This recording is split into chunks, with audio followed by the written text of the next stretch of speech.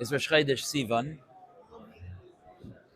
and in a sense, the moment that we left Mitzrayim, when we ate the matzah and maror on the Leil HaSeder, we were marching towards marching towards Kabbalah Satira. That was our goal. And we have 49 days of Sfira. Each day has its own avodah, right? Yeah, you do? Each day has its own avodah for you? Me Yeah. I don't do it, but I know there is this and also Yeah, okay, I don't, but there is such a thing that each day has its own avodah, and there's a process of transformation that takes place from Pesach to Shavuos. It's super important. I hope we'll have more of an opportunity to talk about it. But one of the things that changed between Pesach and Shavuos is that we mature. We grow up. We come out of Mitzrayim like babies, not able to stand on our own. Klal Yisrael comes out of Mitzrayim, they have not said a word. They're just quiet. They came out of Mitzrayim. You don't hear a word from Klal Yisrael. 7 days later, already Klal Yisrael speaking up. 7 days later, when they're by the Yam Suf, already Klal Yisrael singing a shira.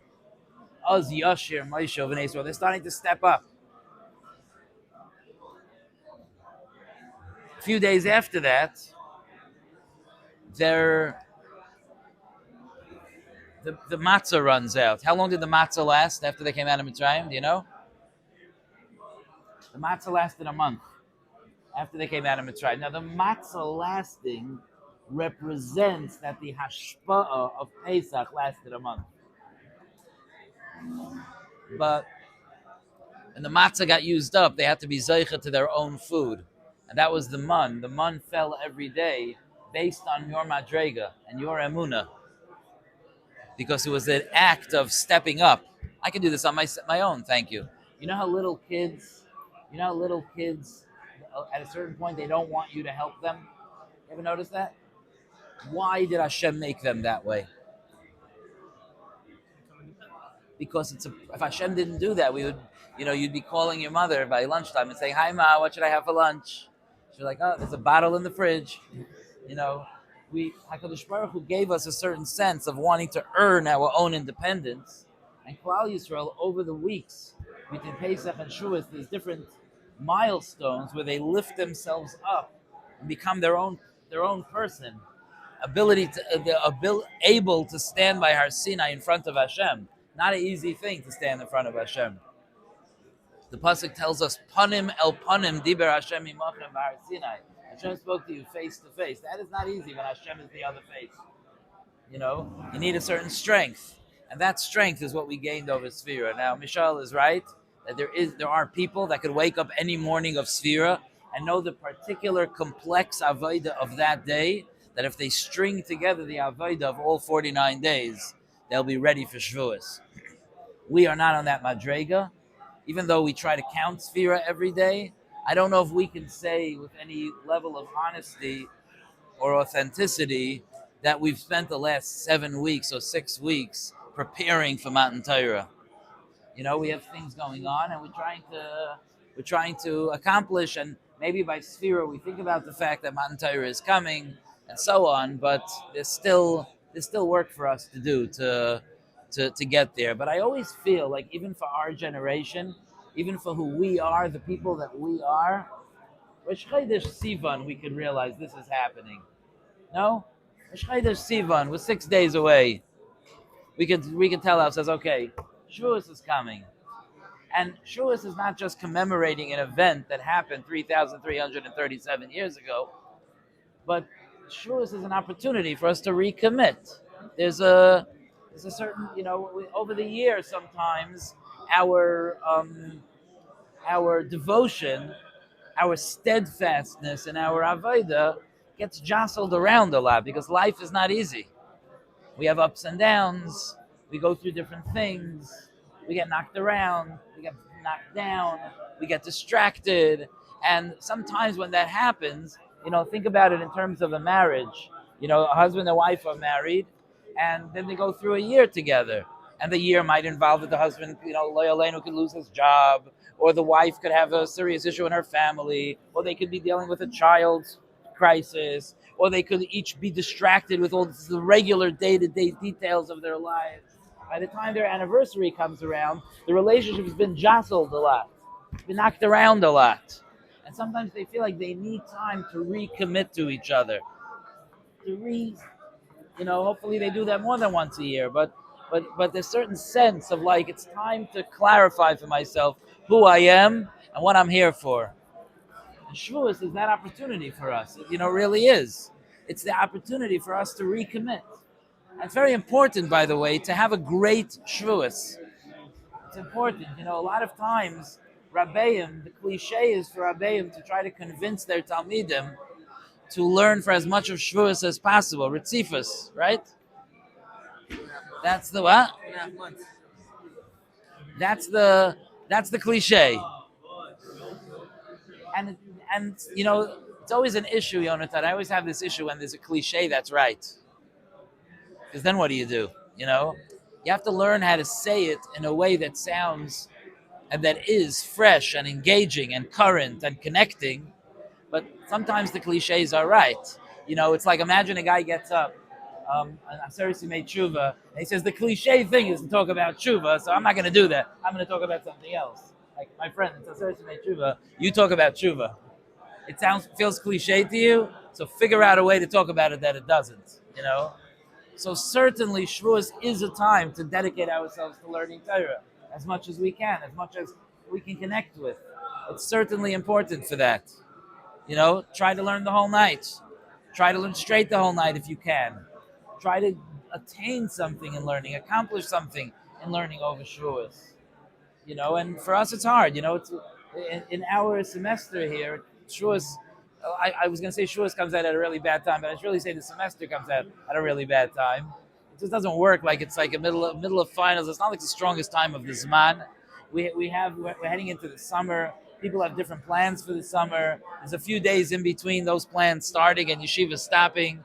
Shavuos is really, it's a challenge this year. It's a challenge for us. And for us to draw our kayach, to take the attention and to try to focus in, laser focus, to focus in on the fact that a yontif is coming that is everything that we are.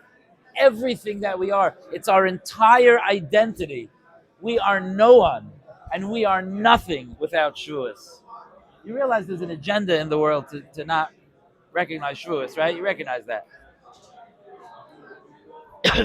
Many people of the secular world, even secular Jews, if you say, the holiday is coming, they'll say, which holiday? They don't celebrate Shavuos. Shavuos is a tough one because it has to do with accepting the Torah. Rosh Hashiva used to always tell this joke, and I always tell it over also because I love it, about this Reform rabbi that was editing the Haggadah, and or maybe a conference of Reform rabbis, and they were going through the Dayenus, and they were like, "Hey, we can leave out this one. This one is not so important. We can leave out this one. Yeah, Dayenu's really long. Let's throw out this one." And the Dayenu they were left with at the end was one Dayenu. Ilu nasan lanu es mamainam. If Hashem had only given us their money, and He wouldn't have given us the Torah, that would have been enough. And sometimes we have that hashkafa, So Shavuos is the day that is everything that we are. It's our everything. It's important to realize that. We struggle sometimes with our Yiddishkeit, with our learning, with our Shmiras HaMitzvos. We have our struggles. But without Shavuos, we don't have anything to struggle about. We just have nothing. So Shavuos is an important day, and of course we want to apply ourselves to our learning and to our davening as much as possible. But there's also another part of Shavuos, and that is enjoying yourself on Shavuos. Shavuos is a yantif. There's a din of simcha on Shavuos. There's a din of basar v'yayin on Shavuos. A halacha, din of basar v'yayin on Shavuos. What does that tell you? The Gemara tells us that remember we learned a few weeks ago, Rabbi Eliezer was giving share all day. Shema, you remember we learned that together? Rabbi Eliezer was giving share all day. He didn't want the Olam to go to the Suda. But the Gemara says that even Rabbi Eliezer holds you go to the Suda on Shavuos. I feel right. V'ino nami lachem. It's so interesting. What happened to Michel's Ritzifus? Michel's disappointed. He wants to just learn the whole day. What happened to the Ritzifus? The Teretz is Dr. Rashi in Masechet Pesachim. So Rashi, I want you to sit by a Suda, and I want you to enjoy the delicacies of the Suda, and I want you to drink L'chaims, and I want you to drink good wine, nice wine, and I want you to think about how happy you are to have a Shavuos, how fortunate you are to have the Torah. Go celebrate. If you're not going to celebrate, you're not fully expressing what this means to you. It's like saying, we'll have a wedding, but we're not going to serve food. No, you want to show that this means something to you. This is a party. This is an excitement. This is a joy. This is something I've been looking forward to. You want to show that. And therefore, no, don't learn the whole day on Shavuos. You stop. And you sit down by a table with meat and wine and all kinds of other delicacies. Milchiks and fleishiks, not at the same time. And you enjoy with Hashem. You celebrate with the Kala. You're the Chassan, Hashem and His Torah are the Kala. And you celebrate. You celebrate this wedding. And you enjoy. It's very important to have good meals. Have geschmack. You're going to be home? Here? I guess you won't be cooking. Maybe in the dorm a little? Depends on if you get meals, you know. Yeah. It's important to have geschmack meals. It's very important. I'm sure the yeshiva is going to make sure. Nilas Chag outside, second day, geschmack. We instituted that, I think, last year. Geschmack. In any event, today's the day to start thinking about Shavuos. And that's my focus today. That we should start focusing on Shavuos. Today's the day. Not where you're going to eat. What? Can I start after my final? Yeah, you can wait till after your final. Okay? I'm amazed that you're here. Thank you for being here. Shikaya. You were there in person. Oh, I saw you. Right, you were on Zoom. Right. Anyway, I want to speak out the famous Orach Chaim HaKadosh on Chodesh Sivan. You know what I'm talking about? You know what I'm talking about? You know what I'm talking about? You know what I'm talking about? There you go. You know the famous Orach Chaim HaKadosh? The famous one about Chodesh Sivan. Vinny, I want to tell you something. I am going to read to you in Orach Chaim HaKadosh, and I promise you that for the rest of your life, that will be the famous Orach Chaim HaKadosh. Okay? How's that for a promise? Okay?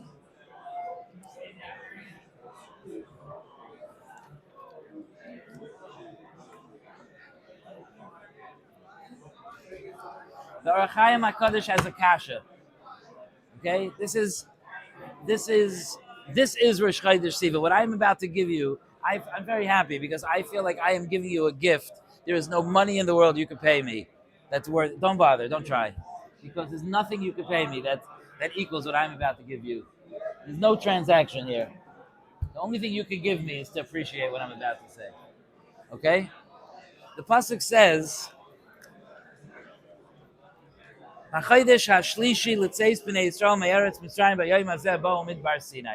was the third month since they came out of Mitzrayim.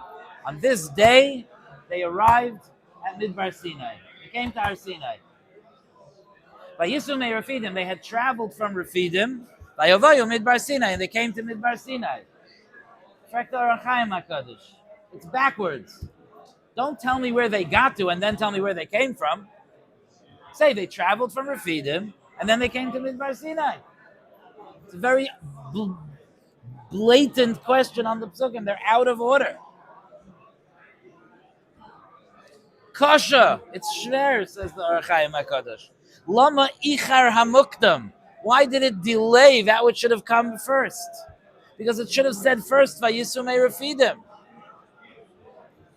So he says, Ulai, perhaps the reason is as follows. You ready for this?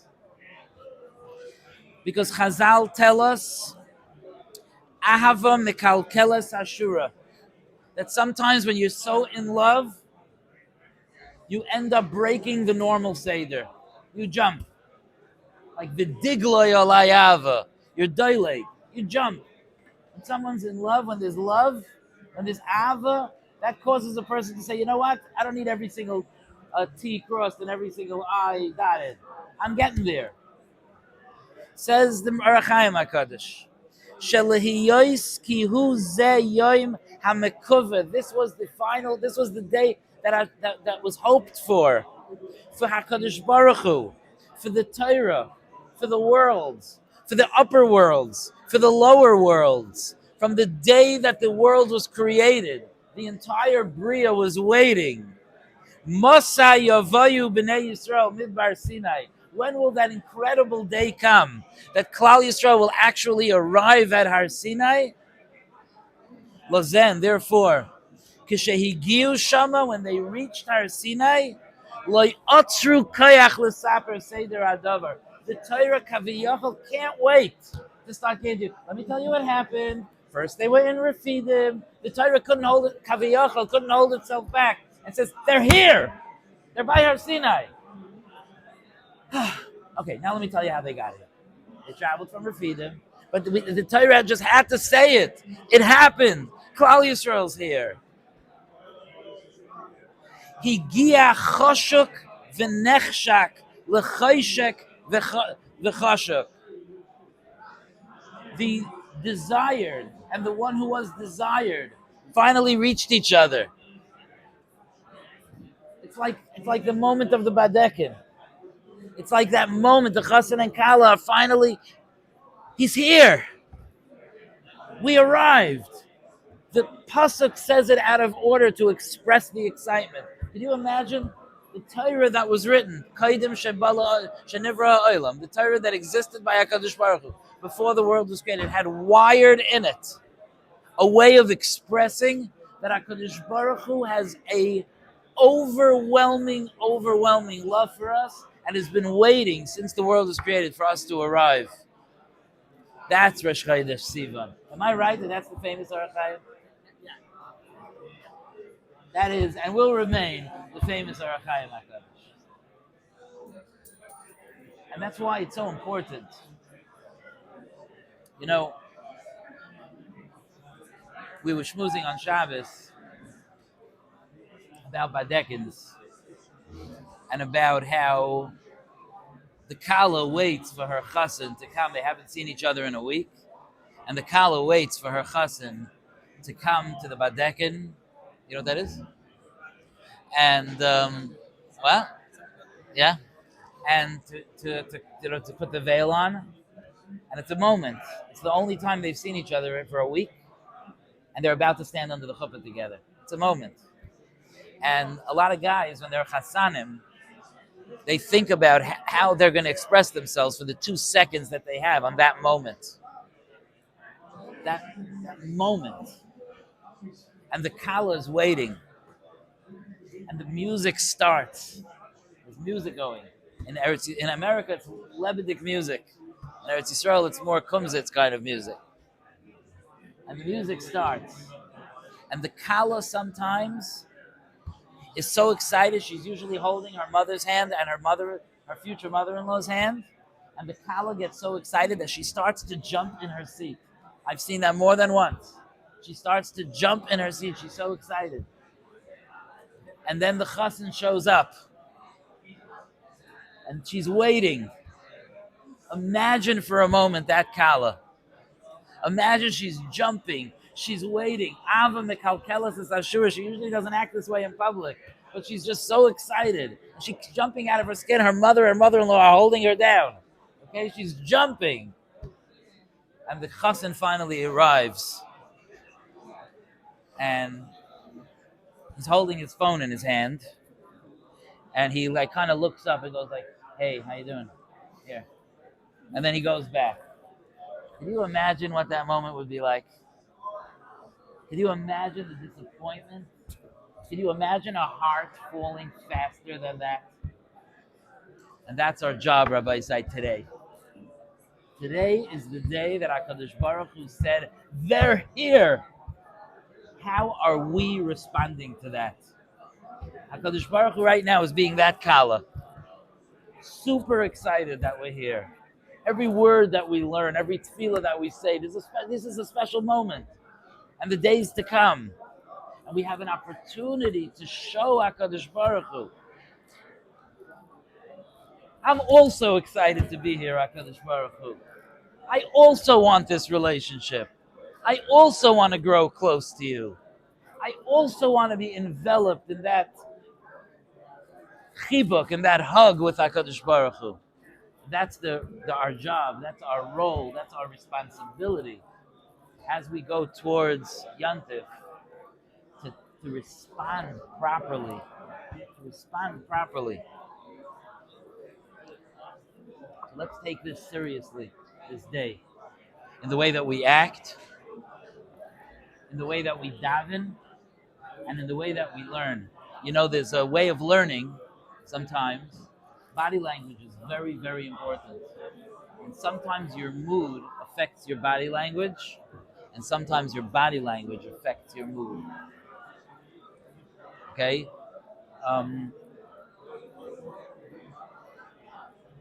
Sometimes salesmen know, this is a very interesting thing, salesmen know that that when a person is sitting with their arms folded, it means that they're not interested. They're kind of like closing themselves off. They're protecting themselves. I see when I talk to people sometimes, I'll suddenly see the husband's arms fold. I know a wall just went up. Okay, so you have to talk through that. You have to get through that, you know? And it's so powerful, body language, that there are salesmen that will say, they'll see the guy, they'll hold a drink, let's say, and they'll see the guy's arms folded. Fold your arms. And they'll say, can you hold this for a second? Oh, that's all I wanted. I wanted you to unfold. Okay, they won't say it, but that's the psychological stuff going on. But it's important for us to be aware of our own body language because it affects us. And when we sit down to learn, and when we come to daven, and when we focus on serving Hashem, to do so in a way that broadcasts interest. I'm interested in this relationship. And that can have a powerful effect on us, especially if our hearts are there. And this is what we want. And that's what I want to say on this Rosh Chodesh Sivan. That HaKadosh Baruch Hu should give us the unbelievable siyata d'shmaya to be able to be touched by His excitement, and that we can be able to respond to His excitement and say "Me too" with the loudest, most enthusiastic voice that we can.